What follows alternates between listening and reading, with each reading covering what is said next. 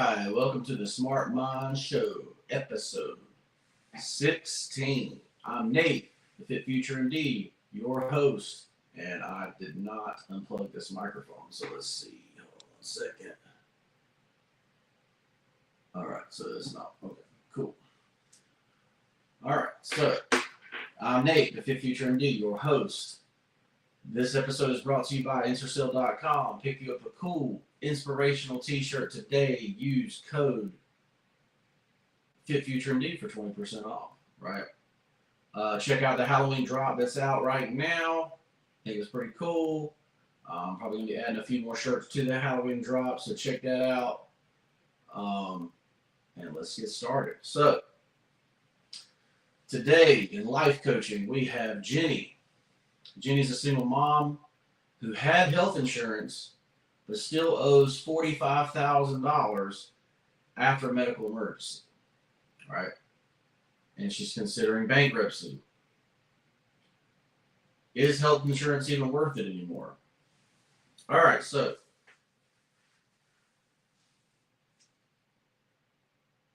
health insurance is, they have, several different types of plans, right? But most people, it breaks down into a PPO plan or a high deductible plan, right? So now what has become popular with people is what's called a PPO plan. But the problem with the PPO plan is even when you reach your deductible, you still owe 20% of whatever that procedure costs, right? So obviously, she was, in some sort of thing that had her hospitalized for months, right? So 20% of a big hospital bill for months, ends up being $45,000, right? Honestly, $45,000 is, less than a year's salary. So I would not be considering bankruptcy for that, especially now that basically medical debt can't be put on against your credit, right? And that's what everybody's worried about is credit. But if you can't pay off $45,000, then you're already broke anyway, and you shouldn't really be using credit anyway. But besides that point, so what I tell people to do, or what I do myself, right, is that we use what's called a high deductible plan, right? So that we can have health savings accounts, right? And so for the health savings account, what you do is you keep whatever your deductible is in that health savings account, and then anything above that, you invest it, right? So my employer puts $1,000 a year into my high yield savings account or my health savings account. And so after 4 years, my $4,000 deductible is covered by that health savings account, right? And so now anything after that is being invested, right? So the idea being that by the time I need it, I'll have so much money in this health savings account that it won't even matter how much the cost of anything is, right? Even if you get, our insurance starts over in July, right, which is opposite of normal places, but it starts over in July. And so, so even if I have a procedure in June that costs me $4,000 and a procedure in July that costs me $4,000, my health savings account should take care of it, no problem, right? That's the idea, right? Also, this health savings account it goes in tax-free, it grows tax-free, and it comes out tax-free, all right? So it's what I call a triple whammy on taxes, right? And I can't remember what the maximum, I think it's like $7,500 a year is the maximum. So if you're trying to reduce your tax bill and keep your own money, that's one of the ways to do it. But so Jenny's got $45K in debt. What I would do is I'd set up a payment plan with the hospital, obviously I don't know what her permanent injury is, if she's permanently disabled. If you end up being permanently disabled, they'll discharge this money anyway, right? So, but hopefully you're fine, Jenny, and but you just set up a payment plan with the hospital, and the hospital will continue to see you as long as you're paying on your payment plan. Obviously, you don't really care if it ever really gets paid off, but you just pay what you can, right? So $50 a month, $100 a month, and you pay it and you can. You try to get yourself where you're on an HSA plan instead, or high yield deductible plan, instead of the 80/20 PPO plan, if possible. But anytime you got an 80/20 PPO plan, you're going to have a higher bill at the hospital.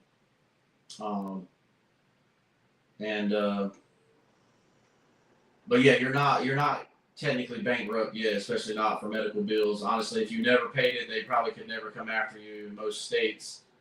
And but you still want to be seen at the hospital, so keep that in mind, and we'll move on from there. So this video is brought to you by London and the Googly Goo. London and the Googly Goo is my wife's book. If you have nieces, nephews, or children of your own, make sure you're checking out London and the Googly Goo. It's available on Amazon, and it's also available in the link in the description if you're interested. All right, so now it's called the Smart Mind Show for a reason. So we're going to go into a little bit of smart mind stuff right here, and it's called Yamanaka factors. Okay, Yamanaka factors are 4 transcription factor proteins, and when they're introduced into a regular human cell, that's what they call it differentiated, or it's actually made into a cell that has one singular purpose. This Yamanaka factor, these transcription factors, can take that cell from its specific purpose back to a what they call pluripotent. So that means it can go into many different types of cells, and so you can change it into a different type of cell type, right? That's the idea. So we're going to take our regular cell, we're going to put it back to the cell that can change into many different types, and then we're going to put it into whatever type we want it to be at, right? So specifically what they've done now is they've hooked this kind of thing up with AI. And then now it is possible for them to make cells younger than the ones that they are actually, giving this protein factor to, right? And so basically the point of this part is basically what are the implications for that, right? So I'm not really going to go into the deep dive of what each of these proteins are specifically do. I'm just going to go into kind of like what's the applications for this stuff, and then what's the long-term effects of stuff like this, right? So we got 8 billion people on the planet. We got a rising population that is not necessarily having as many children. So obviously people are thinking about population collapse, right? We're actually not, but if you can make people live longer, then you're not going to actually have population collapse, right? So what the number one application for stuff like this is what's called regenerative medicine, making new tissues, making new organs. So your heart blows up in your chest, you just give yourself a new heart. That's your own heart, that kind of thing.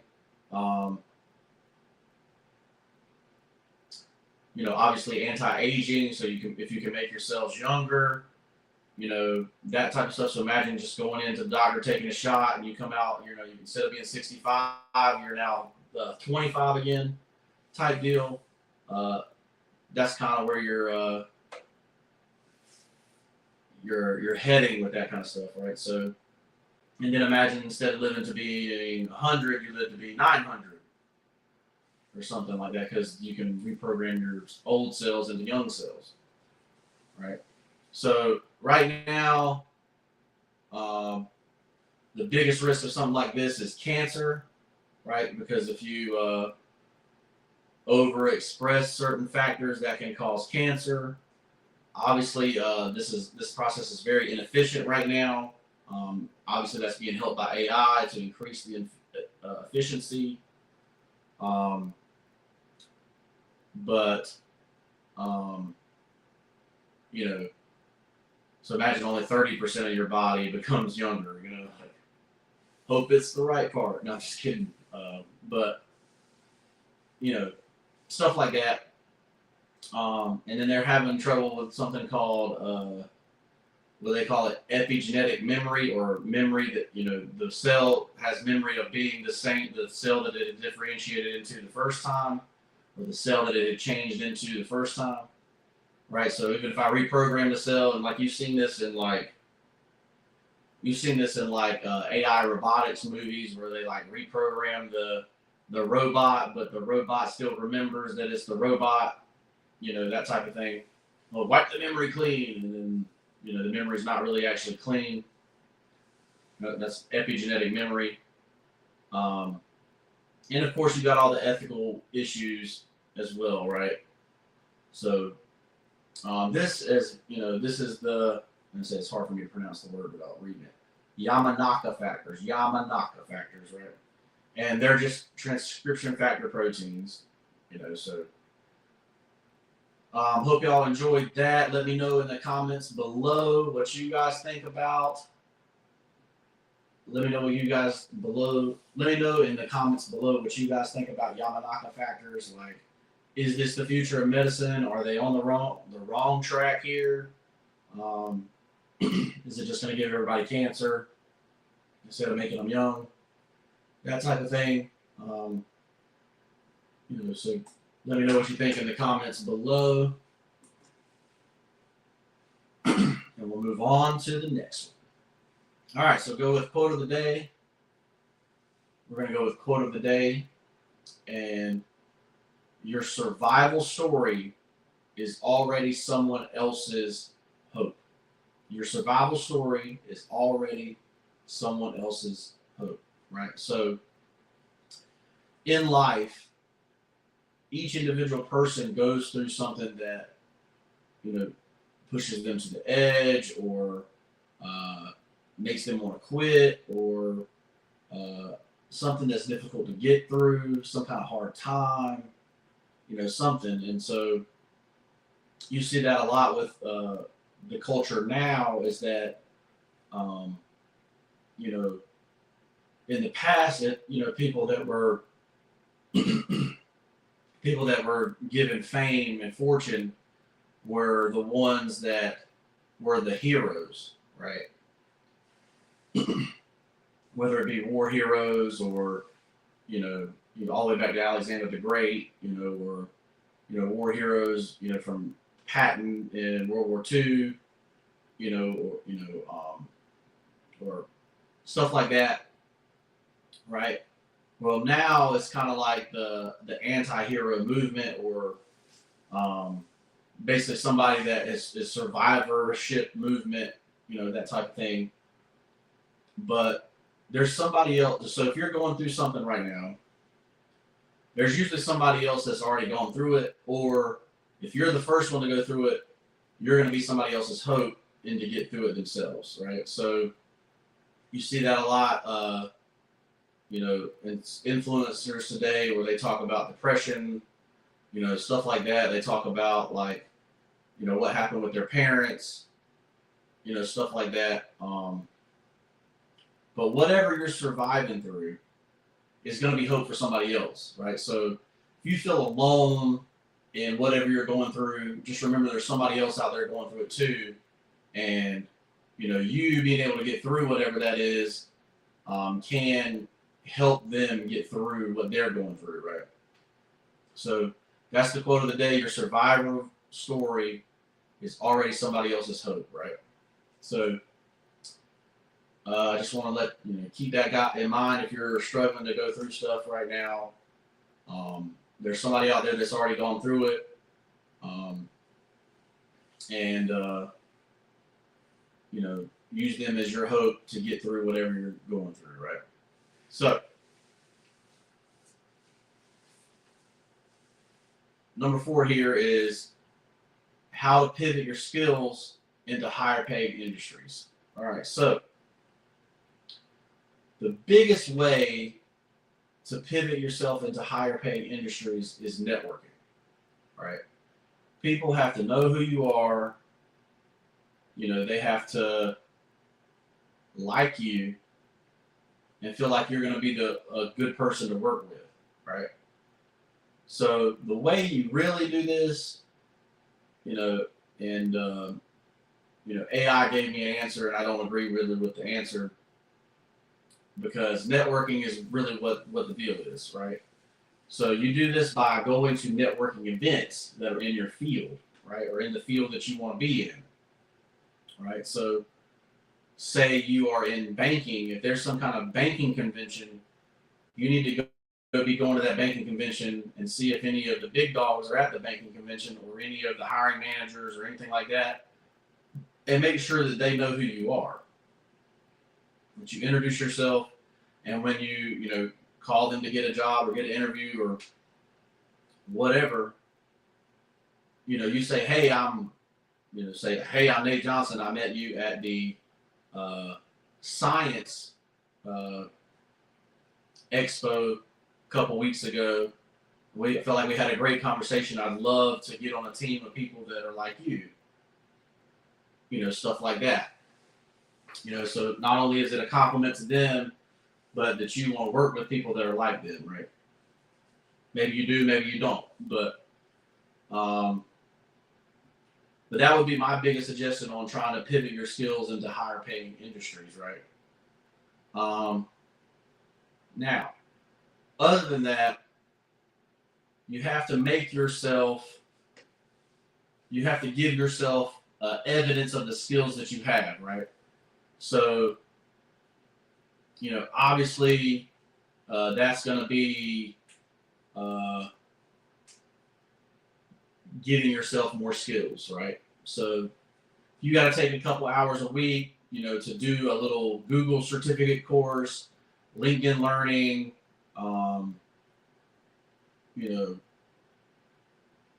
to learn Salesforce, HubSpot, Asana, whatever programs you need to learn. And you do that also by having proof. So, you volunteer, you do stuff like that for proof. You do freelance gigs, stuff like that. So, for instance, I am good at, social media marketing, ads, stuff like that. When I'm working with Instacell.com, obviously if I find somebody that needs help with that, it's easier for me to talk about, right? So, but this is basically how you don't get stuck in a career. You make sure your skills are going up, and you network with people that can get you into those places that you need to be in. All right, so this has been the Sharp Mind Show, episode 16. Let me know what you thought about it in the comments below. How are you gonna, get the bigger job now that you have some skills? How are you gonna pivot into those higher paying jobs? Make sure you shop at Instacell.com, pick up a cool inspirational t-shirt, because what you wear matters. I'm Nate, and I'm a life coach. If you're interested in life coaching, you're interested in moving to higher paying industries, you're interested in how to set up your financials, how to budget, whatever you need to do. Like I said, my life coaching right now is $2,000 a year. And if I don't make you better within that year, you get the $2,000 back. So make sure you check that out in the description below, and we'll see you in the next piece.